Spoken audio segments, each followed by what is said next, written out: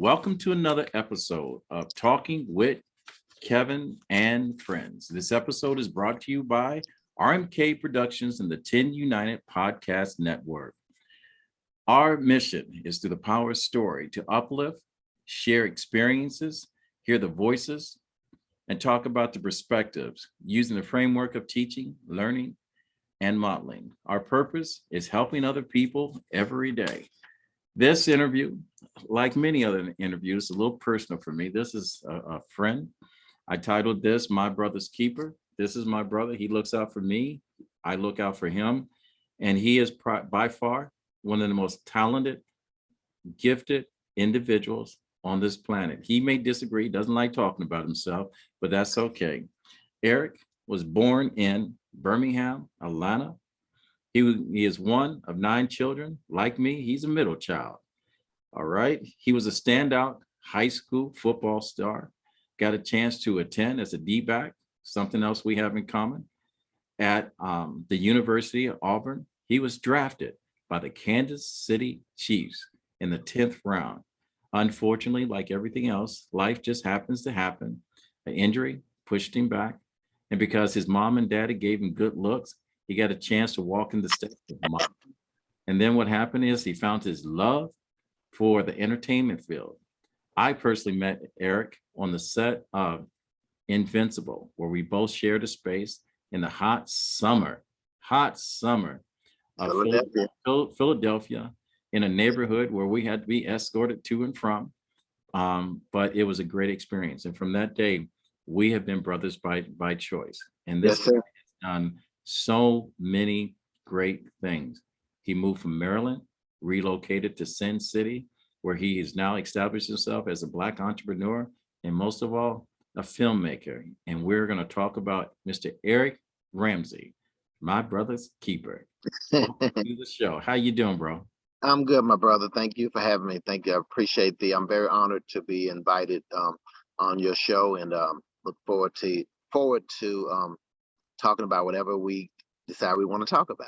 Well, you know something, this is not an interview because you're family. This is just a conversation. And, we have talked about what our dreams were. We had committed that whoever made it first, we're going to bring the other one along. And yes, I think we're both on the same path. Right now, I have a platform that, we reach about 2,000 people, about 10,000 people listen to us. When I say reach, is subscribers. So, if you like it, subscribe. But, you're out there doing something that, God, I wish I could do. Went out and got married, got a family. You're making movies. You talked about telling your story, and how many people talk about what they're going to do and what they want to do, and then they never do anything about what they want to do. But that's not you, my brother. You are doing it. A filmmaker, producer, writer, co-producer, executive producer. Man, I'm telling you, you are the original Bo Brimmel man. Oh, don't forget, Kevin, we did the calendar also, the LA Gray calendar. Yeah, but we're not talking about me. We talk about you. And okay, I'm gonna bring up that picture when we do your teaser reel, because you're by far the most beautiful Black man with gray hair ever on the planet. You even shaved your head bald and you look good. Yeah, a few people are surprised. Like, a lot of people don't notice me without the salt and pepper. They're like, they walk by me. I'm like, no, it's me. It's Ramsey. Hey, how you doing? Yeah, I do that every periodically, every couple of years. I'll shave it all off just to retrain the hair and the growth for it. That's all. Yeah. Hey, I have a question for you, because I want to talk about your films, which you've done many, and you've got one currently. You've been at film festivals, winning awards and everything else. But I want to ask you this, because I'm trying to tweak something in the back of your mind and maybe get you to do this. And I want you to talk it through. If I put you on an island and you had 30 days to write your story, so we can publish it and make it into a movie on day 35th, take us back and tell me how your story would begin. How it would begin? Yeah, write your story. It probably would begin with as early as, my fondness for my grandmother. Right. So it probably would begin with me being uh, riding the bus. It was called 48 South Powderly. It's a bus that I would take from my mother's house to from the project to my mother's house to my grandmother's house over in an area called Rosedale, Homewood, Alabama. So it probably take place with me on that bus, and then just getting there, and then just basically with a flashback of that, and then once it happened, just everything that leads up to my being a high school football player, to graduating, and playing football at Auburn, and to everything that happened at with the Kansas City Chiefs, and just it would be a full story from from the beginning to the end, and it also I'll incorporate what I'm doing now, because I don't just want my story to be limited to what happened at Auburn and the NFL and all that stuff like that, because I'm still around, and I have so much more to offer. And I think like the Bible says, when when you're a child, you're childish things, but when you become a man, you put childish ways behind you. And I just think that I have so much more to offer. And as an adult, since what happened at Auburn and everything.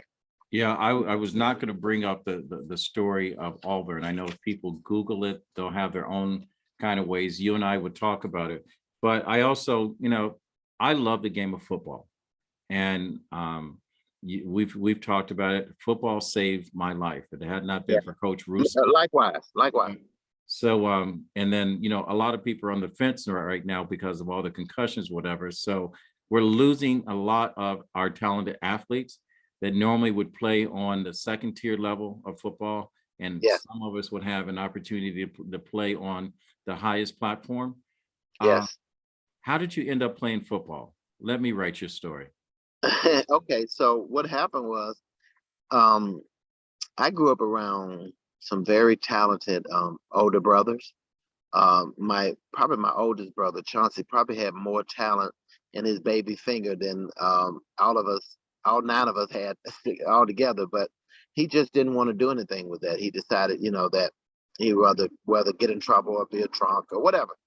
But I just saw all the negative stuff going on around me. My third oldest brother, Randy Simmons, he used to just take me out and play football with me all the time.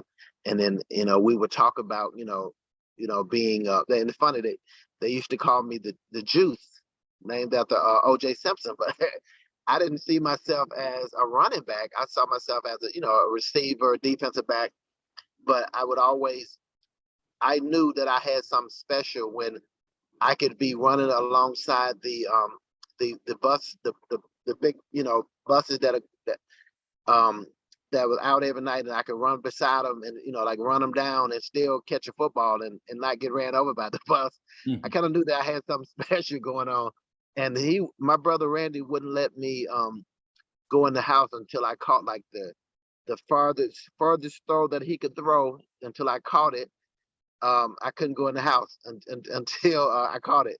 And so the bug to play, it just became instilled in me, man. And I just knew that the only way to get myself out of the project would be to be on some kind of football scholarship, because my dad was incarcerated.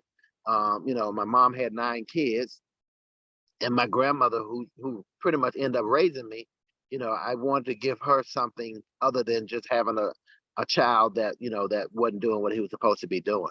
So the honest and the main reasons that I played football was to take care of my grandmother, make her proud of me. No, little brother, I am proud of you, and you know it. For those of you that don't know, and probably a lot of you don't know, I originally met Eric on the set of Invincible. It's the Vince Papale story starring Mark Wahlberg.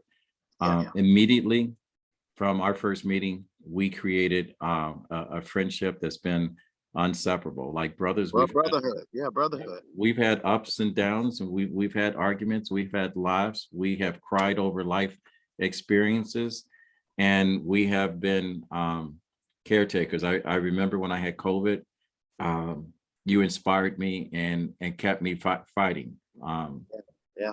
So, but it's funny that when we look back at Invincible, how did you end up Invincible? I know for me, I was auditioning to be a football player because I thought I still had something left in the tank. Yeah. How did you do that? Me too. But I was still a little bit younger. But I also want to say too, Kevin, when I was going through some stuff and I needed a couple of dollars to help me out, you were there for me too. So I want to say that. I know you don't want me, but I had to say it. Man, But anyway, I wish you hadn't said that. You have no idea. Every time Facebook, I show up and post something on Facebook, someone asks me for a loan. You know, I don't know. Don't tell people I do that. I get that all the time now, dude. It's like, it's crazy, right? But to answer your question, Kevin, I thought initially I was gonna be a football player because my good friend Daryl Hammond, he played Harold Carmichael, may he rest in peace because he's since died of Lou Gehrig's disease. But he was there, and so I said, "Dear, I'm gonna come join you," and then I'll be a football player too. I was gonna play defense, but what happened was I got there late. I got there really late, and I ended up leaving a headshot there. And the thing that happened was, and that's how God works. The guy that the casting company, the guy, aunt and uncle, they own the casting company, but the guy that gave them my picture, he played football. I mean, he went to Auburn. He graduated from Auburn, and he saw my picture. And he knew who I was because of the situation that was going on with me in Auburn. And then he gave them my picture, and I ended up getting a job as a coach, like you did. Yeah. And the funny thing is, the only reason I ended up there is because I waited late to have children. And my kids have never seen me play football. And and someone told me I had an opportunity to go out there and try out.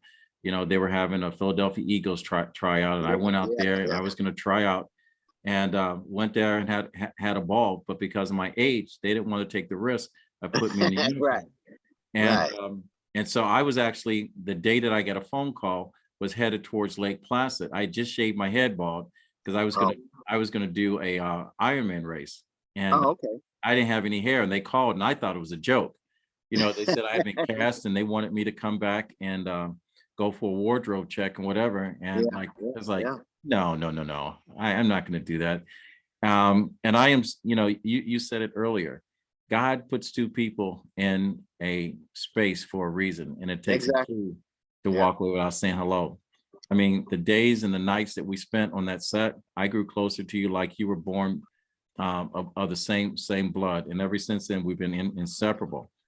And I'm going to give you your roses, that you are a remarkable man. I remember you told me that you had this script, and we both had scripts at that time.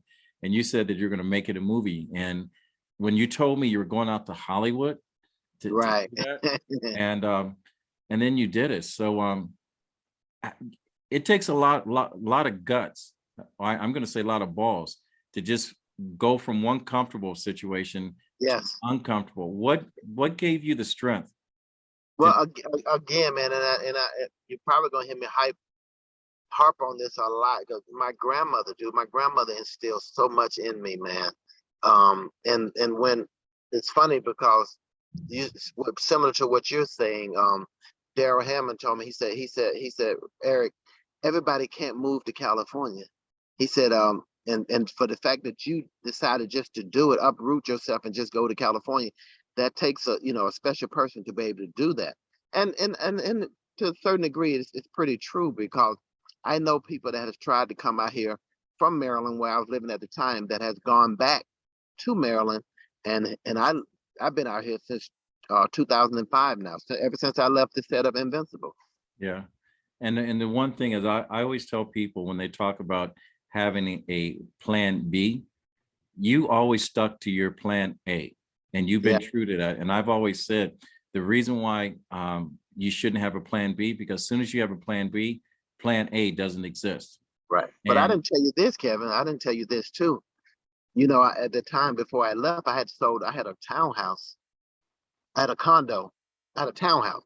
I sold my townhouse, and I had like, from the town, I had like over $100,000 in the bank.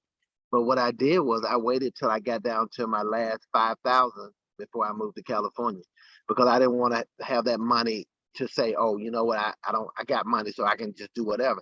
I wanted to be able to put myself in a position where there is some challenge for me, and I don't have to count on money to get me out of a situation that I shouldn't be in.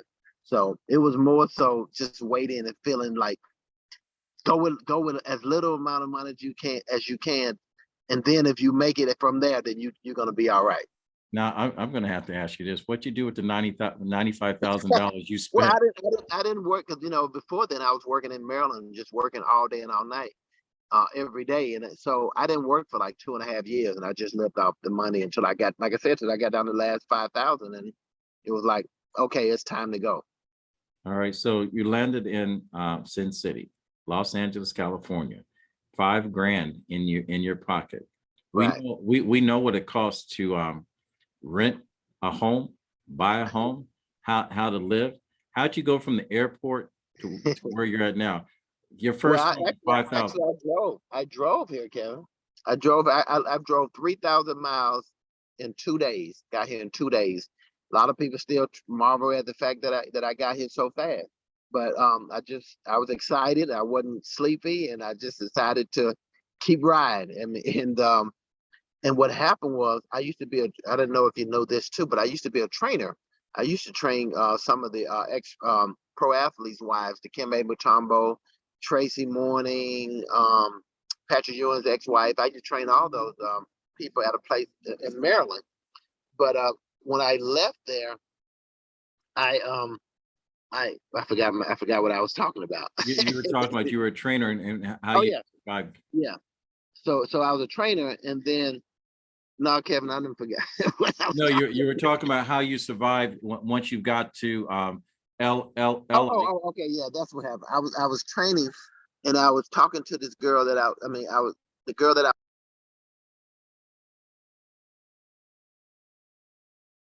best friend lived in California. And so they said, tell Ramsey, if he trains us, he can live with us for free. I'm like, huh?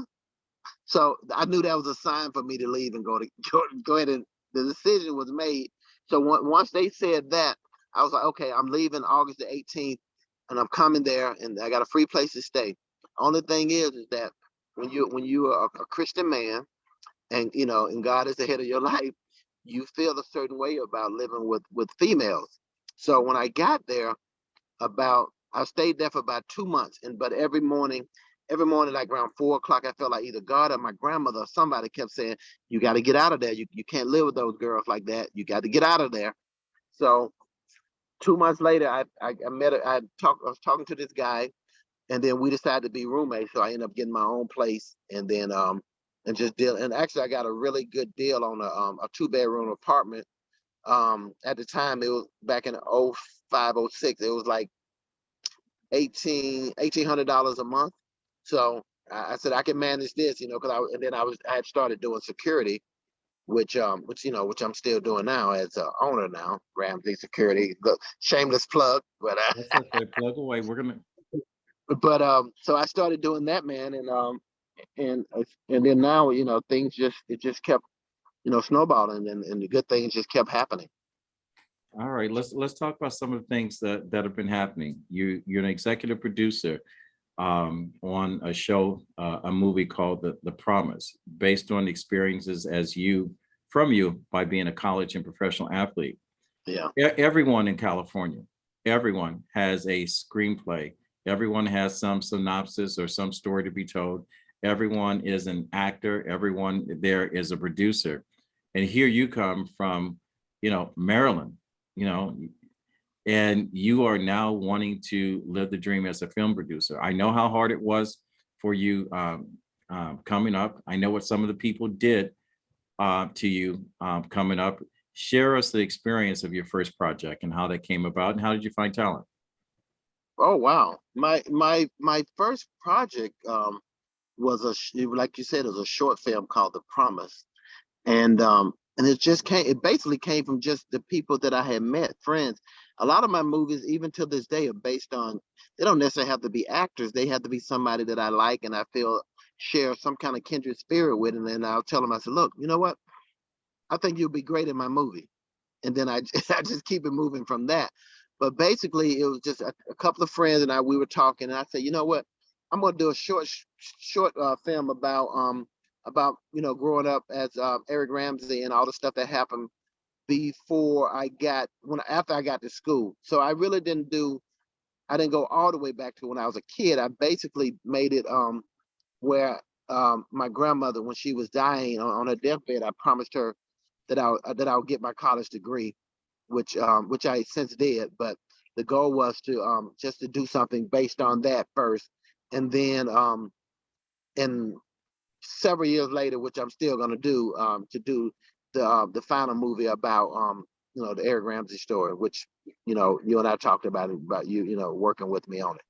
I'm definitely there for you, but you also part of your dream is that you went through some trials and tribulations. You had some people that basically made some promises and they made withdrawals without making deposits. We don't have to talk about how people manipulate good people, but you found the love of your life in California. Tell us about that special someone that's got your back. Oh, my wife Nicole. Yeah, sometimes they say you have to kiss a few frogs before you find Mrs. Right. I actually I got married. I'm gonna tell the story. I got to tell the truth before I got to tell the whole story though. So when I was married, I got married when I was 18, 19 at Auburn, and I had a son from that by the name of Ahmad Ramsey, but that didn't work out, and then I got married again to someone from another country, and then I got married a third time, but I called them the first one um, infatuation. The second marriage I call immigration. The third marriage I thought I was in love, but the fourth marriage has really been the charm because I found that special woman who makes life easier for me, and she complements what I do. We actually complement each other, and we have a very special bond, and and this I know this is the end, and there's no more marriages after this one because I found a great woman, and we do a lot together, and she's part of team. She's the reason we're called Team Ramsey Entertainment on the production side of things.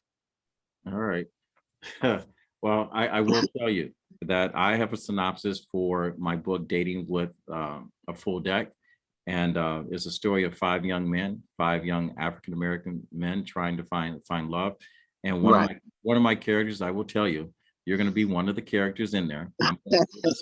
You may have to produce it also, but you're going to have to act in it too. Let's do it, man. Let's do it. We're going to do it.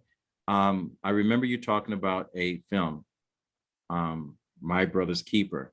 And since you've been out to California, you have walked on the red carpet and won awards with your films, and we can talk about that. But what's My Brother's Keeper? Wow. My Brother's Keeper is actually about my youngest brother, Tori. Tori was a high school athlete, phenom, a really good athlete. Because Tori didn't get a scholarship from the University of Alabama or Auburn because they found out that he was my younger brother, and they decided not to, give him one. But ironically enough, he ended up getting a scholarship from a former coach of mine. That was a coach Pat Sullivan, who coached at Auburn. May he rest in peace. But he gave Tori a scholarship, and then it didn't matter to him that he was my brother. That's all right. And that's basically what My Brother's Keeper is about. All right, and I'm going to give a short synopsis of the story that you keep talking about with Auburn, but we're not going to elaborate on it because it's not important. That's yesterday's news. We're talking about today's news. Right. The story of Eric Ramsey, you can Google it. Is connection with a recording of a conversation of his head football coach, Corky Foster, I believe that's his name. Talk about Corky Frost was the alumni. The alumni regarding illicit players payment schemes, allegation of racial practices that disapproved of interracial dating and segregation of Blacks and white players in residential athletic dorms. We don't need to talk about it because we know throughout our history, we have been subject to racial biases, prejudice, and we have been used in order to promote some other people's platform. So we're not going to go there. I mean, I'm the first person to say, and hopefully that you and I could be part of this. I keep reaching out to Deion Sanders, and I says, what if that our young talent, both academically and athletically, went to one of the 107 historically Black colleges? Would it change the narrative as far as economics for college sports? And where would that talent go if they all were housed in one place? And I said, given 2 years of that happen, the world will change. Your top athletes will all be housed in one place. Instead of cheering you on Fridays and Saturdays and then voting for against your freedom 4 years later, things will change. But my brother's keeper, your co-writer and executive producer for Black Rain. I don't know about that project. Well, they must know about it. It was somebody else's project. It was a book that someone did that I was on the cover of, actually. And the guy wanted to he actually wanted it to be turned into a movie, which me and my partner at the time, Scott Evans, we did. And basically, it did well. And I played the lead character. But the guy, like you was talking about how sometimes people take advantage of you. The guy, I did the movie for him, a short film for him, and he basically didn't pay me. And so I'm not gonna give Black Rain any more credit than it already has. All So right, no problem. Hey, let me ask you this. There are a lot of people that, and I love the arts. I'm going to tell you, if it hadn't been for me having kids, I would continue to pursue my acting career, because a lot of friends that I hung out with are established actors. And I would love to get back into that business. What conversation would you have with someone either on the business side of it or on the talented side? What advice would you give to someone thinking about packing their bags and moving to Los Angeles now? well, as opposed to when I came and right now, it's two different worlds. Financially, it could be you better be prepared to don't have $5,000 in the bank. Make sure you got that 100,000 in there. And then secondly, just make sure that's something that you really want to do, and you have the wherewithal that you're going to stick with it, and stick with it and mean it, because it's a different beast out here in California. It's a dog eat, like they said, dog eat dog world. It's more than that here. And if you ain't ready for what's happening out here, then don't come. Don't waste your time. All right. Released 2022. Company of Assassins. I've seen the pictures. I've seen you guys at I think you won a couple awards at film festivals. Eric Ramsey is turning the corner as far as your star is rising. I mean, I won't even say your star is rising, because when I look over the mountains and the clouds, I see Eric Ramsey all day long. Tell us about the Company of Assassins. Okay, well, that's funny. In the Company of Assassins is actually a movie that I did, and it was a representation of I just want to empower women, because of remember a few years ago they had the Me Too movement going, and all the different things that was happening with Cosby and Feinstein and all the way that they were treating women.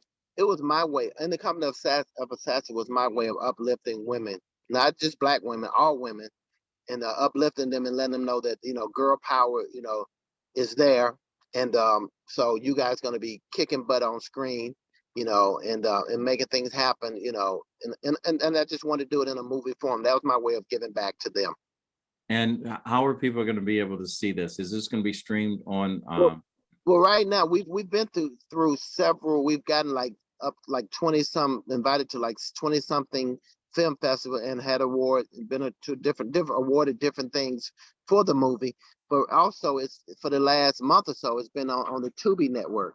I heard it's getting pretty good reviews on the Tubi network right now. All right. Um, now this is something I wish you had talked to me about, because I have an idea that I don't want to share on my podcast for a horror movie, but it's more of a horror comedy. Black people don't make horror movies. Well, What made you decide? Wait a minute. The last black movie I saw that was a horror movie was Blackula. All right. Yeah, look, but no, your boy Peel. I heard Peel Nope did do that. Yep. Yeah, but I didn't mean to jump the gun, but I'm actually gonna do one myself, a horror. My next movie project, it will be a horror. All right. Well, and black people won't be getting killed in this one.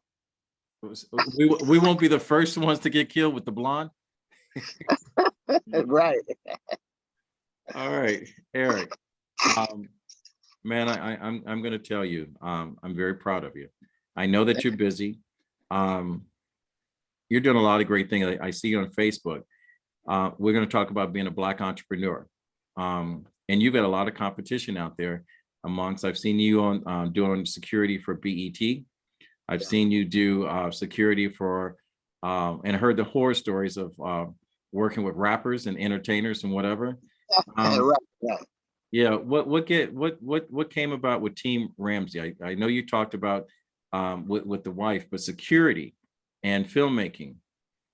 Right. Well, as when we did security, when we did films, we had security, there just to make sure everything went well. So my thing was, why not just go ahead and just do a full-fledged security company and make it we was doing it as a DBA under Team Ramsey Entertainment. So my thing was, after COVID, came along, let's just, we get all these requests for security. Excuse me.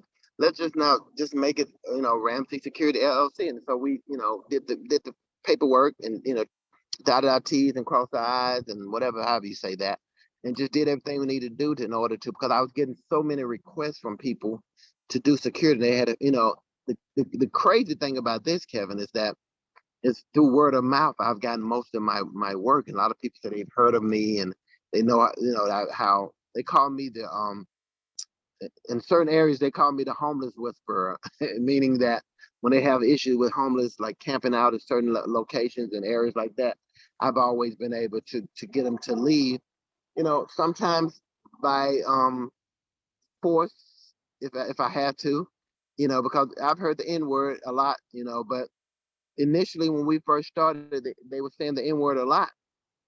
But you know what they say now when they see me, if they come around, they say, "How you doing, Mr. Ramsey?" So, All right. and like I said, I give respect, and you respect me. I'm gonna treat you right. I'm gonna do right by you. I'll look out for you. But if you act crazy, you're gonna see the other side of me. That a lot of people, because I'm so nice, I'm always smiling. When they see the other side of me, they're like, "Where did that come from?" But I try to tame it and keep it inside because I'm just a genuinely nice person. But if you act a fool, I'm crazy, no crazy. Yeah. How do you navigate life as a Black entrepreneur in Sin City? Because I know that being a person of color, people always don't take you serious, and you have to overcome some obstacles when other people's opportunities are laid in their lap. How do you overcome the prejudice, stereotypes? The thing here, Kevin, is that people are result oriented. So if you're producing the results that they want, at the end of the day, they don't care about the color. As for they were like, I'm gonna go with the, initially there might be some hesitation, but after they've tried those other people and then seeing what they give you, and then after they see what I give them, as far as security is concerned, most of the time they stay with me because they know that they're gonna get the results that they're looking for without probably paying as much as the other people are charging them. Right. All right. So what's next for Eric Ramsey? Well, I jumped the gun on it, but the next thing that we're going to be doing is I'm going to be start in September, October. Gonna be shooting a horror movie. Um, about it's gonna be called the tentative title is called The Haunted Hospital, and it's gonna be a horror movie about a continuation of a movie that I did that's been on the shelf for a few years, but I'm gonna bring that out with a different title. But it's gonna be a horror version of that movie. Like I said, probably gonna start shooting in the September, October. All right. So you guys have heard it. Eric has already promised me a role. I'm going to start working out so I can be in his horror movie. I don't want to die early. No, black people are not gonna die in this movie. All right. Seriously. That's all right.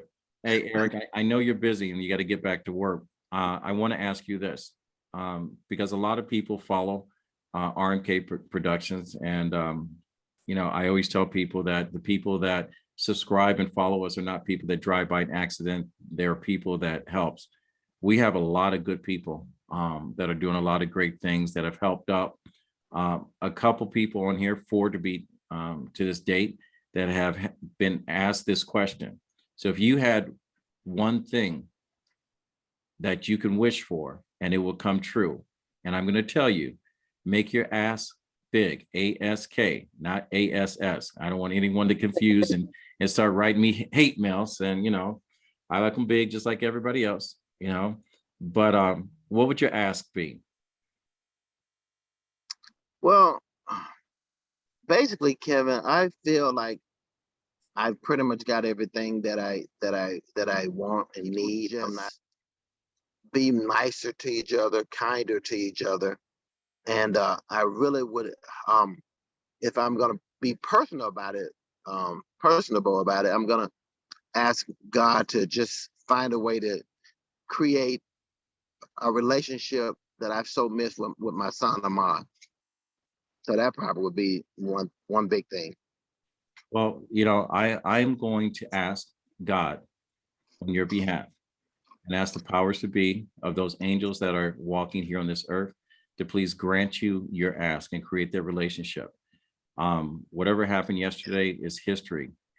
Yes. We don't want to be standing over a box and giving you roses when we can hand you the roses firsthand. Right.